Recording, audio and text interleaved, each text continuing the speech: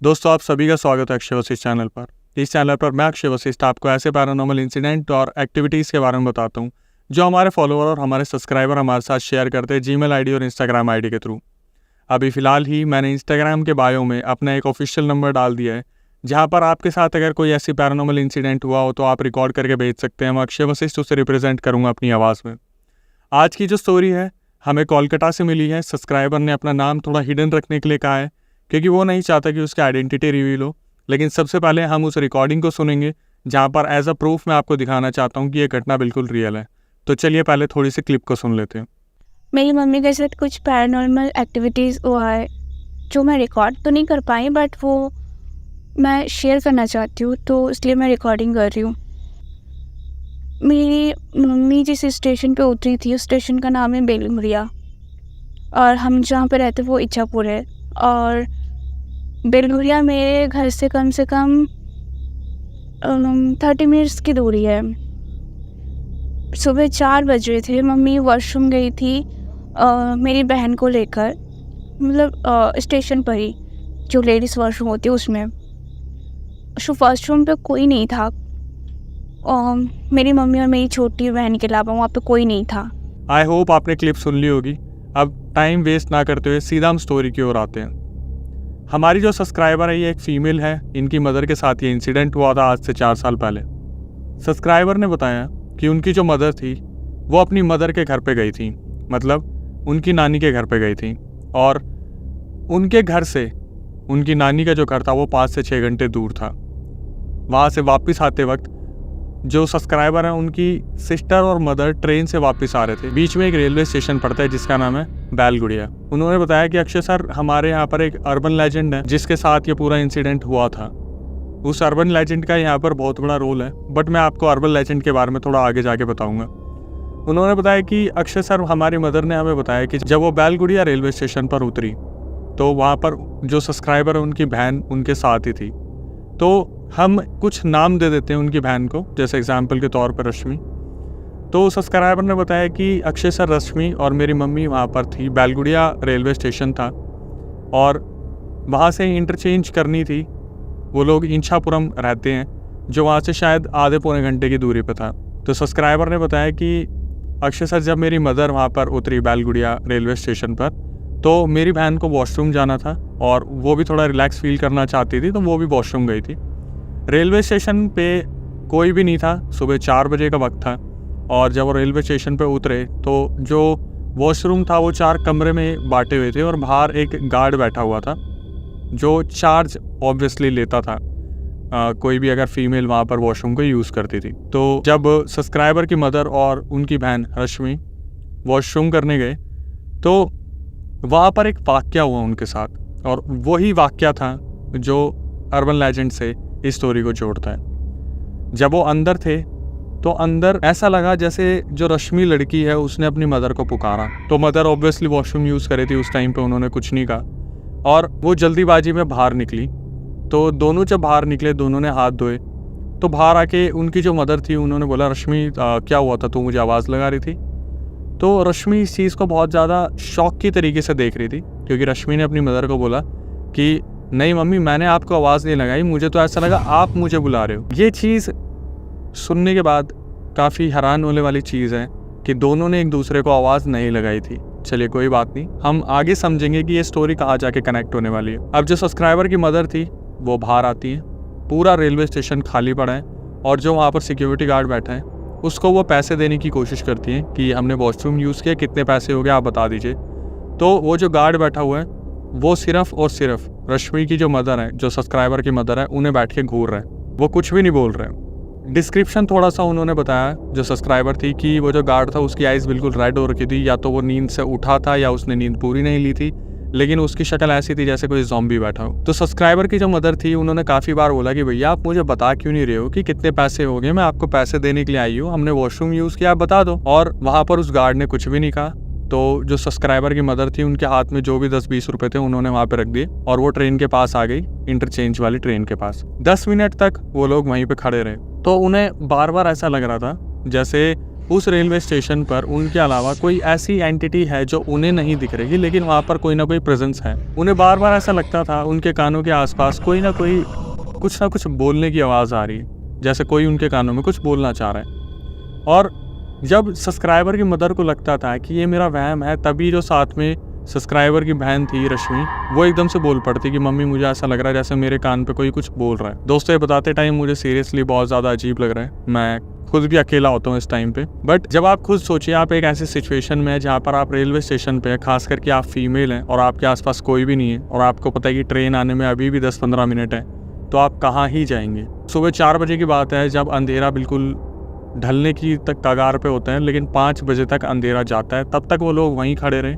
कुछ ट्रेन्स आई, कुछ ट्रेन्स गई, कुछ मालगाड़ी आई, कुछ मालगाड़ी गई, बट वो लोग वहीं रेलवे स्टेशन पे खड़े रहे। बार बार उनके साथ अजीब अजीब सी घटनाएं होती, जैसे आगे पीछे कभी मूवमेंट महसूस होती है उन्हें। और आप खुद इस चीज़ को इमेजिन कीजिए कि आप एक रेलवे स्टेशन पे हैं जहाँ आपको पहले ही बहुत ज़्यादा हॉन्टेड वाइब्स आ रही हैं और आप अपने बच्चे के साथ खड़े हैं और आप अपने बच्चे की सलामती चाहते हैं, लेकिन बार बार आपको ऐसा महसूस हो रहा है कि कुछ हो ना जाए।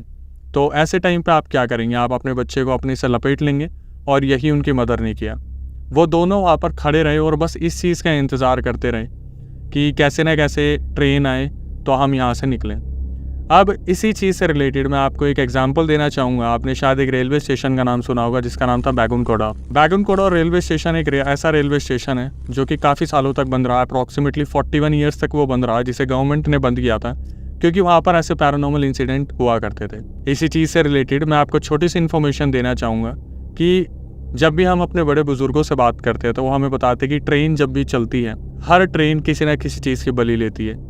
किसी के आगे इंसान गिरता है, किसी के आगे चींटी गिरती है, किसी के आगे कोई पक्षी, किसी के आगे कुछ ना कुछ गिरता है जिसके बलि से एक ट्रेन स्टार्ट होती है। बैगुनकोड़ा रेलवे स्टेशन जो है वो एक फीमेल की स्पिरिट के नाम से बहुत ज़्यादा बदनाम था, जिसको अभी खोला गया। लेकिन पहले वहाँ ट्रेन रुका भी नहीं करती थी, फुल स्पीड में वहाँ से निकला करती थी, क्योंकि लोगों ने अक्सर वहाँ पर आत्माओं को ट्रेन के पीछे भागते देखा। और शायद ऐसी ही कोई वहाँ पर दुर्घटना हुई थी जिसकी वजह से वो लोग जो है बैलगुड़िया रेलवे स्टेशन पर फंस गए थे। बोलते हैं कि जब ऐसी सिचुएशन आती है तो टाइम बीतता नहीं है, और वो दोनों जो थे माँ बेटी इस चीज़ के वहाँ पर शिकार हो गए थे। टाइम बीत नहीं रहा था और उनको ऐसा लग रहा था जैसे आगे पीछे कोई ना कोई है। अब दोस्तों, मुझे नहीं पता आपका सफ़र कैसा रहा है रेल में, लेकिन जब भी मैं उठता हूँ रात को, जब मैं बचपन में ट्रेन की सफ़र में जाता था और रात को उठता था, तो मुझे बड़ी अजीब सी वाइब्स आती थी, खास करके उस ट्रेन में जो खाली हुआ करती थी।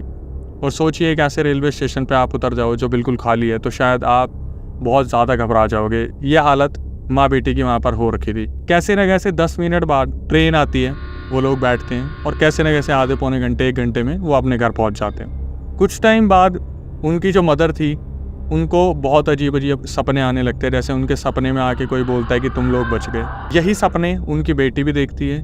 बार बार सपने में कोई आके बोलता है कि तुम लोग बच गए, तुम लोगों का मरना तय था, तुम लोग भगवान को पूजते हो इसलिए तुम लोग बच गए, वरना तुम मर जाते। इंडिविजुअल सपने में आके कोई चीज़ मदर और बेटी को बार बार बोलती थी कि तुझे तेरी बेटी ने बचा लिया, और बेटी को बोलते थे कि तेरी माँ ने तुझे बचा लिया। मतलब हम ये मान सकते हैं कि शायद वो भगवान को पूजा करते थे, इसलिए उनकी किस्मत बहुत अच्छी थी कि दोनों बच गए। अब जब इस चीज़ को पता करा गया तो सुनने के बाद जो अभी आप सुनने वाले हो उसको सुन के आप काफ़ी दहल जाओगे। जब उनकी मदर को, सब्सक्राइबर की मदर को ये सपने आ रहे थे, तो उन्होंने क्या करा, एक पंडित से बात करी जो उनके कुल के पंडित थे, जो बहुत पुराने पंडित थे। तो पंडित ने बताया कि तुम लोग निशी डाक से बच के आए हो। निशी डाक, चलिए इसके बारे में थोड़ा समझ लेते हैं। निशी डाक एक अर्बन लेजेंड है बंगालीज में। कहते हैं निशी डाक एक ऐसी आत्मा है जो आपको 2 बार आवाज़ लगाती है आपके ही अपने के रूप में। जैसे आप ये समझ सकते हैं कि मेरे मदर हैं, मेरी फादर हैं, मेरी सिस्टर हैं, मेरा दोस्त है, कोई चलते हुए मुझे मिल गया, कोई दोस्त है जो कह रहा है कि अरे तू यहाँ रेलवे स्टेशन पे क्या कर रहा है, मैं तेरे को अपने साथ लेके चलता हूँ, मेरे साथ आ जा। और कहते हैं कि निशी डाक का अगर आपने एक बार भी जवाब दे दिया तो आप उसके पूरे इन्फ्लुएंस में आ जाते हो, और उसके मारने का तरीका बहुत ही डरावना है। वो आपके पूरे जिस्म को 2 हिस्से में बांट कर इधर उधर फेंक देती है, और वो आपको इन्फ्लुएंस करके एक ऐसी जगह पे लेके जाएगी जहाँ पर आप चाह के भी मना नहीं कर पाओगे, क्योंकि आप पूरी तरीके से उनके वश में हो जाते हो। आई होप आपने निशी डाक के बारे में कभी सुना हो, और अगर आपने नहीं सुना है तो आप थोड़ी सी रिसर्च कर सकते हैं। पंडित जी ने बताया कि तुम लोग निशी डाक के कब्जे से बच के आए हो, पूजा करवानी पड़ेगी। पूजा करवाई गई। सब्सक्राइबर की मम्मी और बहन अब फिलहाल सेफ है। लेकिन जब मैंने खुद ने इस बारे में रिसर्च की तो मैं खुद भी दोस्तों बहुत ज़्यादा हैरान हो गया था। निशी डाक बंगालीज में एक अर्बन लेजेंड है जो कि 2 बार आवाज़ें लगाता है, सुबह और रात पीक पे जब होती है अप्रॉक्सीमेटली 3-4 बजे के आसपास, और रात को जो हम बोलते हैं 12 से 1 के बीच में। और ये इंसिडेंट वर्ल्ड वाइड रिकॉर्ड किए गए हैं, जहाँ जहाँ बंगालीज होते हैं उनके साथ ये कर्स टाइप का जो है चलता है। अगर आप बंगाली है और आप वीडियो देख रहे हैं तो आप इस चीज़ को समझ सकते हैं, और आप अगर बंगाली नहीं है तो इस चीज़ पर रिसर्च कर सकते हैं। आखिरी में मैं यही कहना चाहूँगा कि जो सब्सक्राइबर थी उन्होंने बोला कि मैं हाथ जोड़ के प्रे करती हूँ भगवान से कि मैंने अपनी माँ को और अपनी बहन को खोने से बचा लिया। भगवान को पूजना बहुत ज़रूरी है, और भगवान ही एक ऐसी ताकत है जो हमें इन चीज़ों से फ्री करती है। सो आखिरी में दोस्तों मैं यही कहूँगा, अगर आपके साथ ऐसा कुछ हुआ हो या आपके रिलेटिव के साथ ऐसा कुछ हुआ हो, अब हमारा व्हाट्सएप नंबर भी एक्टिव है, तो आप हमारे साथ शेयर कर सकते हैं इंस्टाग्राम आईडी, जीमेल आईडी और व्हाट्सएप पे। मैं अक्षय वशिष्ठ से रिप्रेजेंट करूँगा। आई होप आपको ये वीडियो अच्छी लगी हो। अगर आपके बंगालीज दोस्त हैं तो आप उनके साथ शेयर कर सकते हैं इस वीडियो को, वो आपको ज़रूर इस बारे में बताएंगे। तब तक के लिए stay tuned with the channel. वहाँ पे 3-4 वॉशरूम थे, तो मम्मी एक में गई और छोटी दूसरे में गई, दोनों की गेट बंद थी।